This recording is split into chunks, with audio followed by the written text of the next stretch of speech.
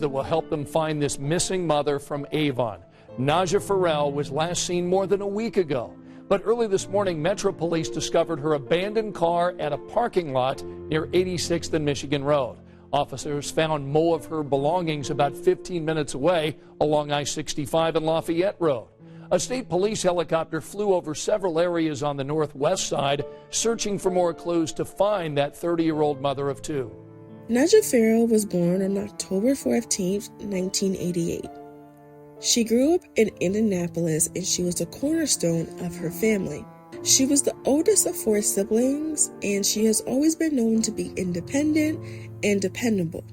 I feel like if you're the oldest sibling, you are always labeled as independent and dependable because they always say that third sibling is like that third parent. The happiness that she felt inside of her as she was growing up remained in her as she became an adult and eventually a mother. She enjoyed spending time with her children as well as her nieces and her nephews, and that's when she seemed to be the happiest. She was the mother of 2 biological sons, and she was also the foster parent of 3 additional children that she adored. Her family says she always dreamed of having a big family, and fostering children gave her the chance to turn her dream into a reality. In 2015, Najah decided to move to Avon, which is a suburb in Indianapolis. This move was in hopes to give her children a better life. Being a parent is hard for anyone, but Najah found the joy in it, and she also had help of her fiancé. The couple had been together at the time before they moved to Avon for about 10 plus years. And at the time right before they moved to Avon, actually got engaged. After a couple years of living in Avon, the couple and the family started to settle in, but the relationship between Najah and her fiancé started to change. Najah became unhappy with the state of the relationship and decided to call off the wedding. But not only did she call off the wedding, but she called off the relationship as a whole. With the relationship over, the couple decided to keep living together. The reasoning behind this could have been that at the time of the breakup, Najah hadn't been working, and it would have just been easier for her to stay under one roof with the kids, their sons, and the foster kids. Because remember, she originally moved to Avon because she didn't want the kids, she wanted the kids to have a better life and a more stable life. So maybe she didn't want to uproot the 5 children of a place where they known most of her life. Najah had been a stay-at-home mom, but at the end of 2018, she decided to go back to work. When she was looking for a job, it was extremely important for her to find a job that would not only give her a little bit of income, but also a schedule that worked around her kids' schedule. And in early 2019, she received a job offer at a local Panera, and she was excited to finally be going back to work. As a single mom myself, I know the struggles of having to find a job that works around your kids' schedule. And I know where I live, a lot of times before I got my job I have currently now, I had to work nights because that was the only shift I could find that would work with my daughter's school schedule. Her new job required her to be at the restaurant at 5 in the morning, which is really early. But that meant that she would be able to get off in time to pick up her kids from school, which was very important for her. On March 15th, 2019, it was Najah's 3rd day of work. She was still in training, so it technically was still orientation for her. And like her any other day, her shift started at 5. So that morning, she got up and proceeded to get ready for work. She told her ex that was still inside the apartment at the time that he would have to get the kids up ready and off for school because she would have to leave for work early. Nobody in her life knew that as she walked out that door that morning, that would be the last time they would ever hear from her. Najah took the job at Panera so she would be able to pick up her sons from school. But on this specific day, Najah never picked up her kids from school. Najah's 2 biological sons usually would take the bus home, but she would pick up her foster kids from school. Now, I couldn't find out if this was because they went to 2 different schools or was because they were foster kids, but that was a routine. When the children were not picked up from school, their school finally called their social worker to tell them that Najah had not picked up the children and they couldn't get in contact with her. The social worker hung up with the school and initially tried to get in contact with Najah, but also was not able to reach her. The social worker finally got in contact with Najah's mother, Paula, and told her that Najah had not picked up the children. This was an immediate red flag, as Najah was dependable and would never miss up picking her kids. She chose that job so she can get out to pick up her kids. Her family initially wanted to believe that something would happen to her at work. Maybe she got stuck in traffic or she lost track of time, but they knew Najah would not do that. If something came up, Najah would have called and made other arrangements for somebody to pick up the children from school. But Najah's family knew something bad had happened to her. When they contacted her ex, he told them that she left that morning and he hasn't spoken to her since. The whole day went by with her family trying to get in contact with her, but nobody could. I can only imagine that they're calling and texting and saying, hey, call me back. Is everything okay? They're not trying to think that something bad happened to her. Even though I knew that they believed that something had bad happened to her, they were holding on to hope that maybe she was stuck at work. When Najah's mom, Paula, called the Panera, the people at Panera told them that she never even showed up. At that point, Najah's cousin called the police to report Najah missing. Now, this is where the case takes a really, to me, baffling turn, because the police took the report of Najah being missing, but it had to be transferred to Avon because she lived in Avon and there was no evidence that she ever made it to work. But when they did this, it was Friday afternoon when she disappeared. And by the time her family called, it was already Friday evening, which means that the Avon Police Department did not get this report until Monday. I did not know that when you report somebody missing, if it's on a weekend, nobody is there to make this report, or nobody is there to start working on this report.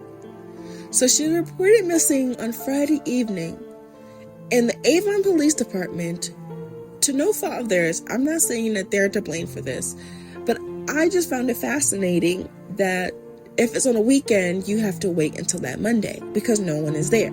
On March 18th, on that Monday, they interviewed friends, neighbors, family, and even her fiance, who she shared the apartment with. They also began looking for her car, since not only Najah was missing, but her car. Nobody knew where Najah was because this was not like her.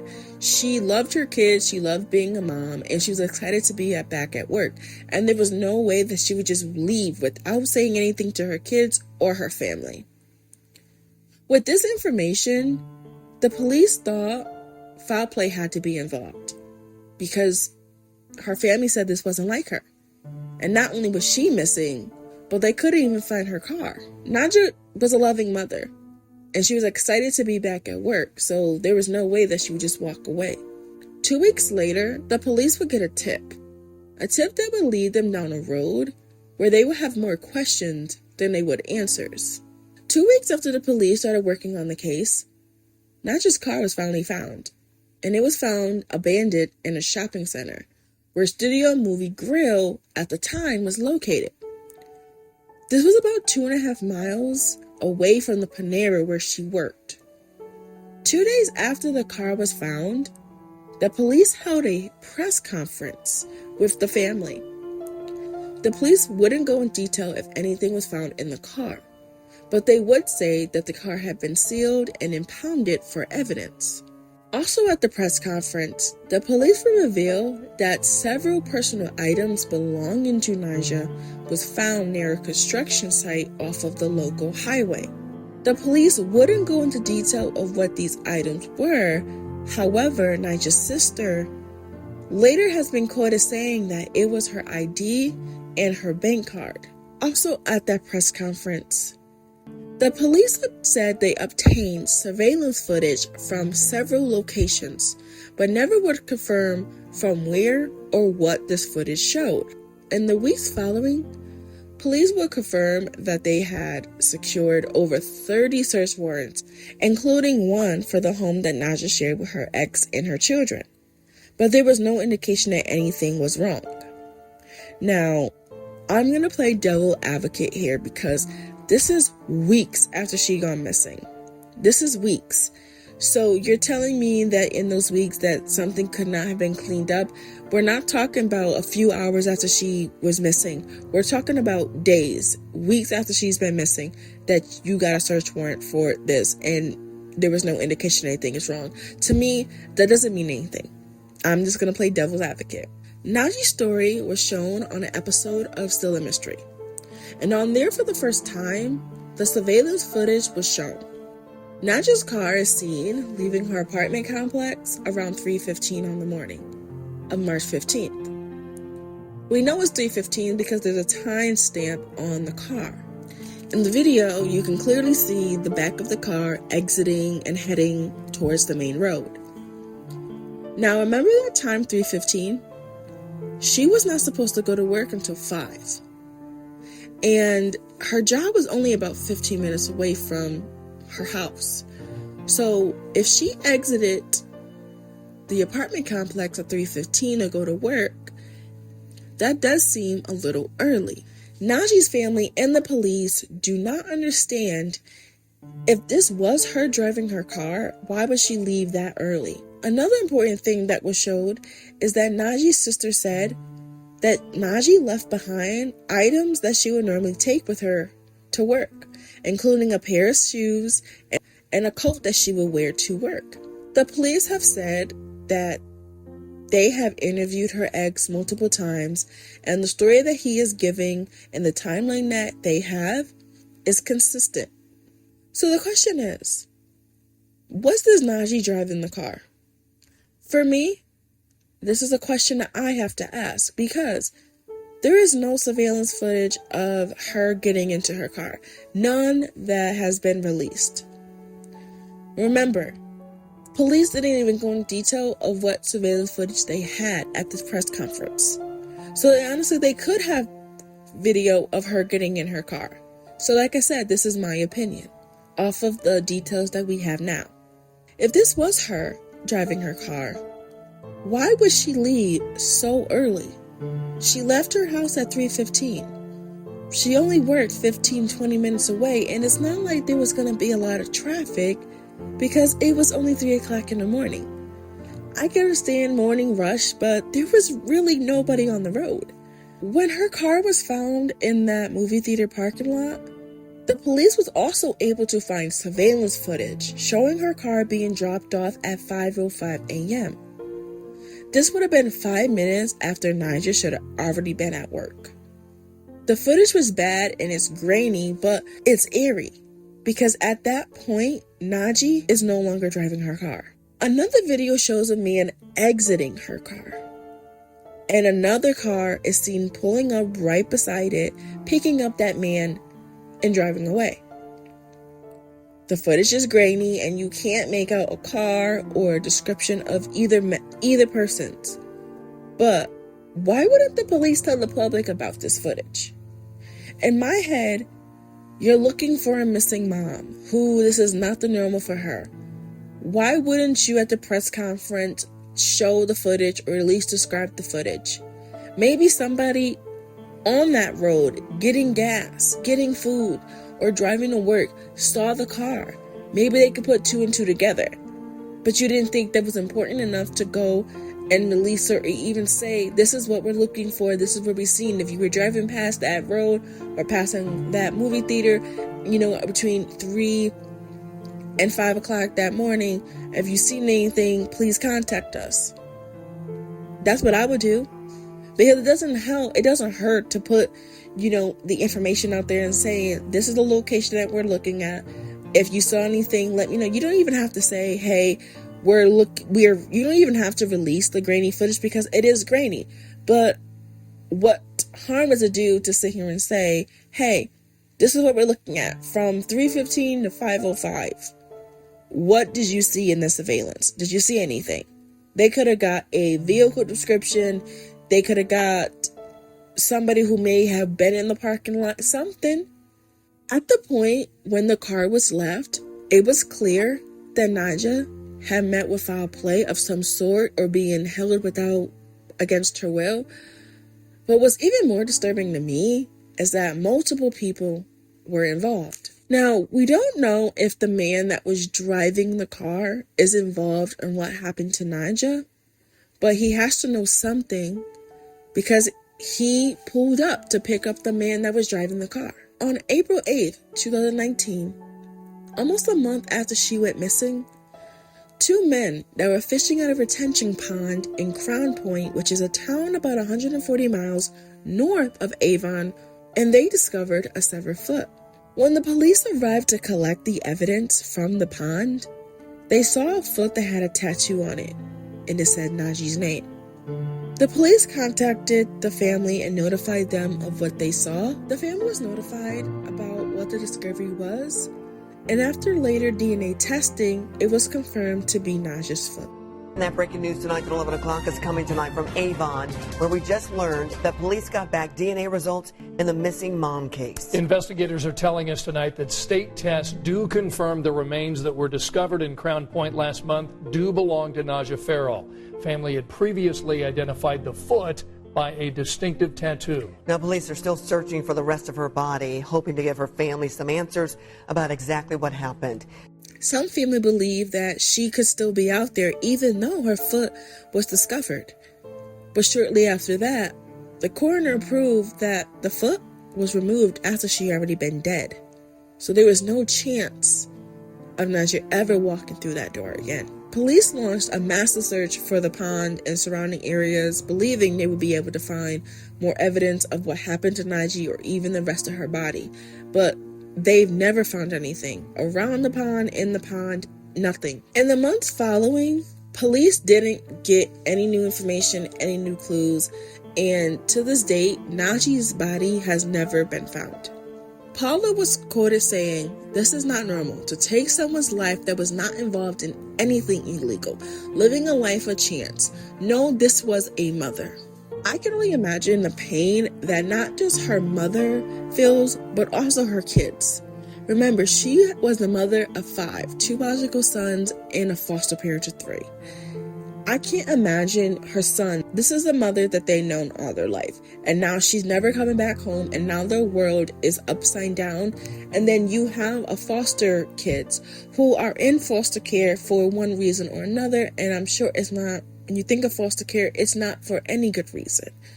So now they were living a stable life, not really sure how long they were with her, but now they're ripped apart from her because now she's no longer here because somebody took her away that day. It has been 4 long years since Najah had been seen, and her case has gone cold with no new leads or even the rest of her body. The police are at a dead end, and unless someone comes forward with some information, there's nothing really that they can do. There are so many unsolved questions that I have for myself. And like I stated earlier, these are my opinions. Was she the one driving? Supposedly the police have all these surveillance footage, so do they have a video showing her actually leaving her apartment? So that has always been the baffling case for me. Was she the one driving? Did something happen that morning between her and her ex because they were not together anymore? Did something happen? Was he upset about the breakup? And I'm not saying that he's the suspect because the police have come out and said they interviewed him multiple times, and his story and the timeline that they have are perfect. But it just bugs me that she left so early in the morning. 3:15, when you didn't have to be to work for 5, it does seem early. Her car is seen exiting at 3:15 a.m.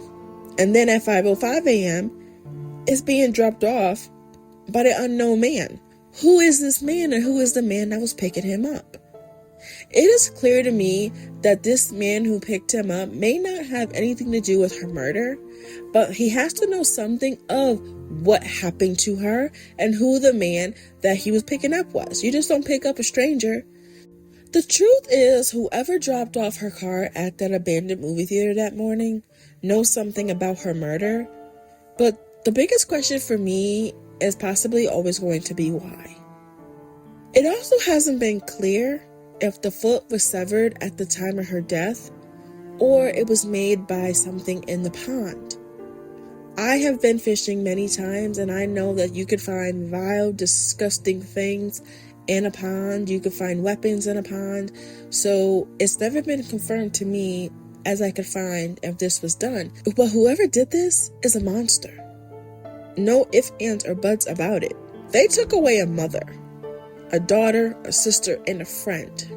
And that is the most frustrating thing for me because, like I said, the police have all of this great evidence in my head. It's great evidence. Yeah, you're not going to get an ID off this evidence of the vehicle or the suspects, but you could have done so much more with this. So much. You could have gone to the media, said what you had, said the timeline that you're looking for, get pictures. You could have, they released pictures of her car when it was found. You could have took those and said between 3:15 and 5:05, did you see anything in this parking lot? If you did, contact us. There was nothing really said trying to get information. And that is the most frustrating thing for me. This is one case that the more that I look into it, the more that it just makes my heart hurt because I can only imagine of what these kids are feeling. Her two biological sons did do an interview with their mom, and you could see the pain on both of their faces. It is time to bring this case back to light. This family is resilient. They're never going to give up. Every October 14th, they're going to come together and they're going to talk about her. They're going to get her story out there. And if you or anybody that knows anything about what happened to Najah, if you've seen her car, if you've seen her, even if you saw anything in that parking lot, please reach out to the police department, the Avon Police Department. Those links are going to be found in the episode description box. It is time to bring her family some type of justice. I don't believe in closure, but I do believe in justice. May Najah Ferrel rest in peace.